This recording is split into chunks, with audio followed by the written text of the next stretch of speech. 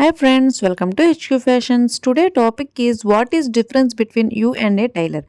అంటే నార్మల్గా కటింగ్ చేసేదానికి అలాగే టైలర్స్ కటింగ్ చేసేదానికి డిఫరెన్స్ ఏంటో ఈ డ్రెస్ కటింగ్ చేస్తూ మీకు ఎక్స్ప్లెయిన్ చేయబోతున్నాను. ముందుగా అయితే ఛానల్ని సబ్స్క్రైబ్ చేసుకోండి. ఈ వీడియో నచ్చితే కనుక లైక్ చేయండి. ఇంకా టాపిక్లోకి వచ్చేస్తే నార్మల్గా టైలరింగ్ వాళ్ళకి నార్మల్ డ్రెస్ ఇచ్చి కాలర్ నెక్ పెట్టండి అంటే ఈజీగా చిన్న చిన్న అడ్జస్ట్మెంట్స్తో కాలర్ నెక్ పెట్టి స్టిచ్ చేసి ఇచ్చేస్తారు. కానీ మనమైతే చాలా ఆలోచిస్తామమ్మో దీనికి దానికి కటింగ్స్ తేడా ఉంటాయి అని. వాళ్ళు చేసే చిన్న చిన్న చేంజెస్ ఏంటో చూపిస్తాను చూడండి. ఫస్ట్ మెజర్మెంట్గా ఇచ్చిన ఈ డ్రెస్ని అవుట్లైన్ మొత్తం కూడా ఒక మార్కింగ్ వేసి తీసేస్తారు. అలాగే ఇక్కడ స్మాల్ చేంజెస్ అనేవి చేస్తారు.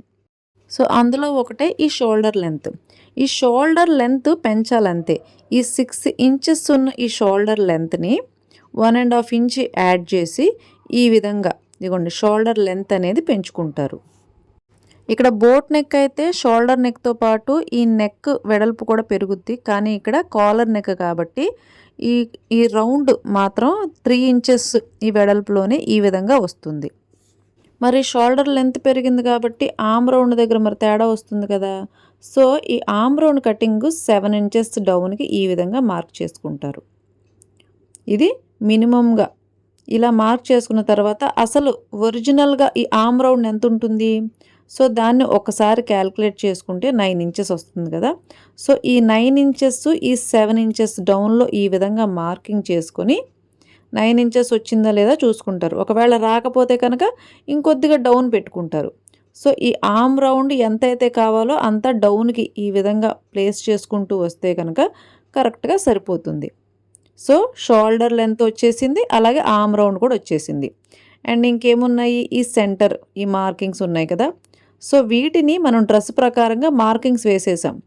సో కాలర్ నెక్ అయినా ఇంకే నెక్ అయినా సరే ఈ మెజర్మెంట్స్ మారవు కాబట్టి సో వీటిని ఒకసారి క్యాల్కులేట్ చేసుకోవాలి.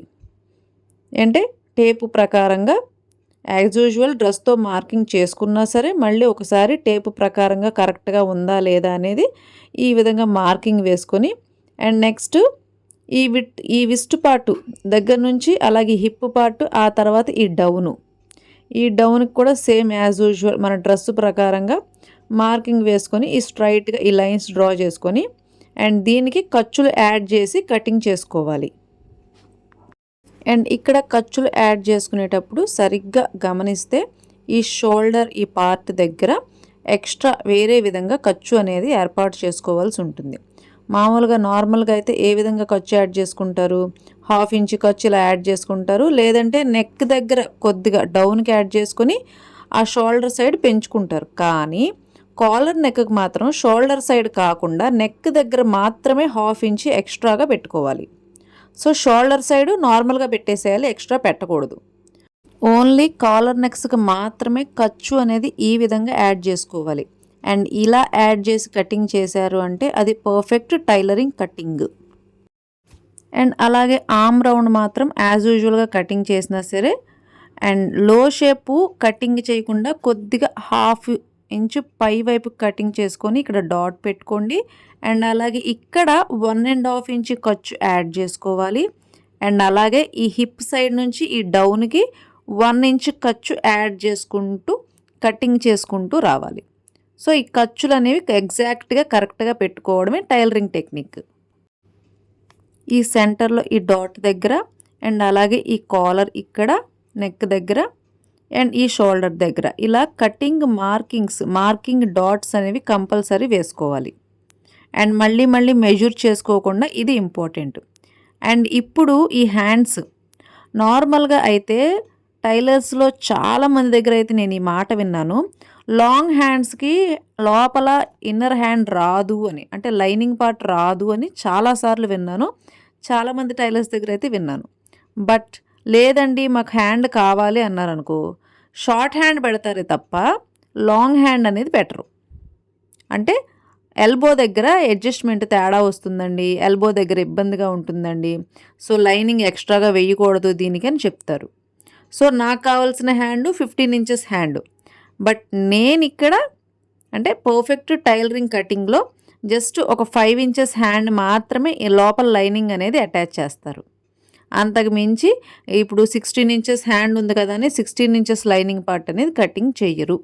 అండ్ ఆఫ్టర్ హ్యాండ్ కటింగ్ అయిన తర్వాత లో షేప్ కూడా ఎగ్జాక్ట్గా బ్లౌజ్కి ఏ విధంగా అయితే తీస్తారో అలాగే తీసేస్తారు. అండ్ బ్లౌజెస్ కాదు కదా అని చెప్పి లో షేప్ తీయకుండా ఉండరు.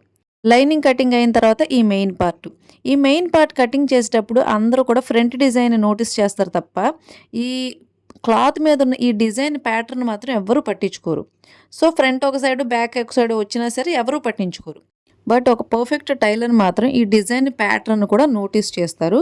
సో ఇది ఫ్రంట్ టు బ్యాక్ ఒకే విధంగా వచ్చేలాగా ఈ విధంగా కటింగ్ చేసుకుంటారు. మెటీరియల్ దగ్గర ఉన్న ఈ స్టిచెస్ అన్నీ కూడా రిమూవ్ చేసేసి నీట్గా ఐరన్ చేసుకొని కటింగ్ చేస్తారు.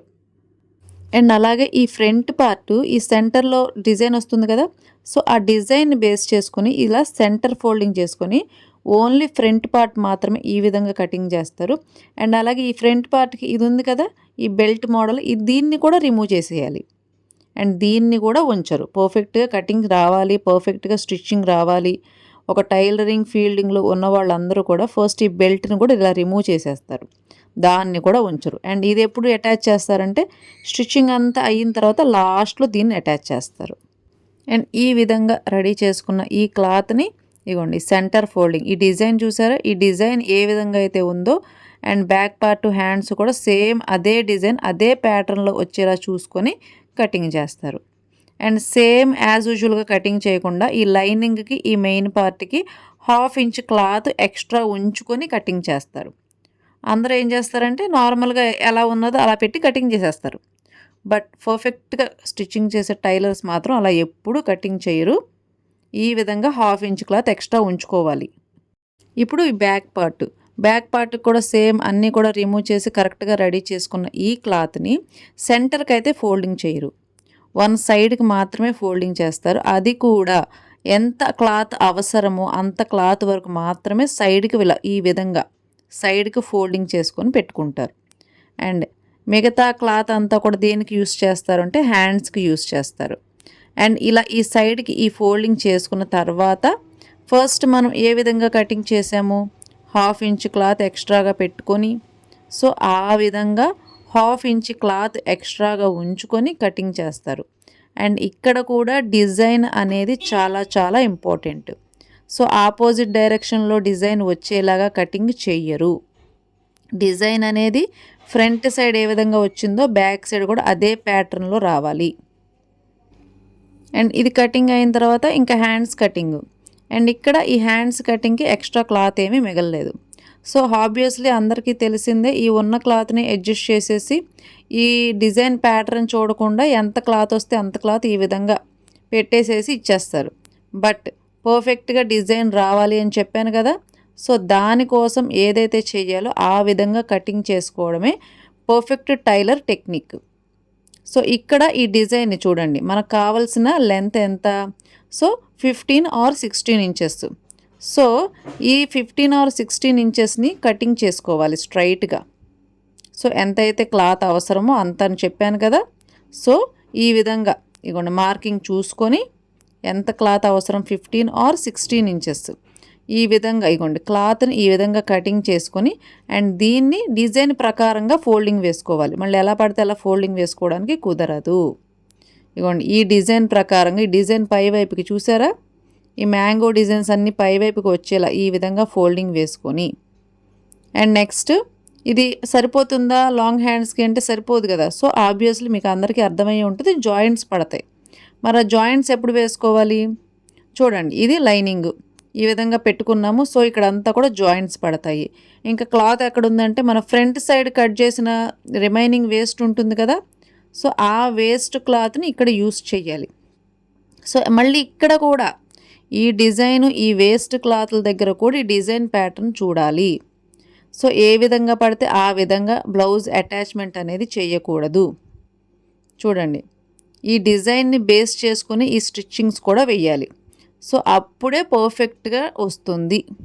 అందుకని ఇప్పుడే కటింగ్ చేయకుండా ఫస్ట్ ఈ స్టిచ్చెస్ వేసేసిన తర్వాత ఇది కటింగ్ చేసుకోవాలి. ఇదిగోండి నేను ఇక్కడ స్టిచ్చింగ్ వేశాను, ఆ తర్వాత ఓవర్లాక్ చేశాను అండ్ ఇక్కడ ఈ డిజైన్ ప్యాటర్న్ అంతా కూడా కరెక్ట్గా వచ్చేలాగా ప్లేస్ చేసుకున్నాను. అండ్ ఇగోండి లైనింగ్ కూడా ఈ అవుట్ సైడ్ అంటే పై వైపు ఆర్మ్ రౌండ్ సైడ్ అటాచ్ చేశాను. అటాచ్ చేసిన తర్వాత ఇదిగోండి ఈ విధంగా రెడీ చేశాను. అండ్ ఈ డిజైన్ చూసుకున్నారు కదా, ఒకేలాగా రావాలని చెప్పాను కదా. సో ఈ డిజైన్ ఈ విధంగా ఒకేలాగా వచ్చేలాగా ఈ విధంగా ప్లేస్ చేసుకోండి. అండ్ ఇక్కడ మీకు కటింగ్ అర్థం కాలేదు అంటే కనుక ఇదిగోండి ఈ విధంగా పై వైపు కాకుండా బ్యాక్ సైడ్ అంటే వెనక వైపు టర్న్ చేసుకుని మీరు కటింగ్ చేసుకుంటే కనుక మీకు కరెక్ట్గా అర్థమవుతుంది. అండ్ ఇలా బ్యాక్ సైడ్ ఈ విధంగా వేసుకున్న తర్వాత అండ్ అలాగే లాంగ్ హైట్, అలాగే హ్యాండ్ లూజు అంటే హ్యాండ్స్కి కావాల్సిన మెజర్మెంట్ తీసుకొని ఇవ్వండి. ఈ ఎక్స్ట్రాస్ ఆల్రెడీ నేను ఎక్స్ట్రాగా పెట్టుకున్నాను, హెచ్చు తగ్గులు వస్తాయి కాబట్టి. అదేవిధంగా నాకు కావాల్సిన 16 ఇంచెస్ హైట్ అండ్ అలాగే హ్యాండ్ లూజు ఇవన్నీ కూడా కరెక్ట్గా క్యాల్కులేట్ చేసుకొని ఇప్పుడు కటింగ్ చేసుకోవాలి, హ్యాండ్ కటింగ్. అంతేగాని ఫస్ట్ స్టార్టింగ్లోనే కటింగ్ చేసేసి తర్వాత క్లాత్ జాయింట్స్ అనేవి వెయ్యరు. అండ్ అలాగే డిజైన్ని బేస్ చేసుకున్న కటింగ్ చేయాలి. చాలామంది ఈ డిజైన్ ఈ ప్యాటర్న్ అనేది ఎవ్వరు కూడా క్యాల్కులేట్ చేయరు. సో పర్ఫెక్ట్గా స్టిచ్చింగ్ చేయాలి అంటే దాన్ని పర్ఫెక్ట్గా ప్రజెంట్ కూడా చేయాలి మనం స్టిచ్చింగ్ చేసిన దాన్ని. సో మనం డిజైన్ కరెక్ట్గా వేసుకున్నప్పుడు మాత్రమే మన టైలరింగ్లో పర్ఫెక్షన్ అనేది కరెక్ట్గా క్లియర్గా కనబడుతుంది. సో ఇప్పుడు చూడండి ఈ హ్యాండ్ డిజైను పర్ఫెక్ట్గా వచ్చిందా, ఈ 2 హ్యాండ్స్ కూడా ఒకే విధంగా వచ్చాయి. అలాగే ఈ బ్యాక్ సైడ్ కూడా చూడండి ఈ డిజైన్ పర్ఫెక్ట్గా వచ్చిందా. సో ఫ్రంట్ సైడ్ ఏ విధంగా డిజైన్ ఇచ్చారో సేమ్ అదే విధంగా ఈ బ్యాక్ సైడ్ ఈ హ్యాండ్స్ కూడా పర్ఫెక్ట్గా వచ్చాయి.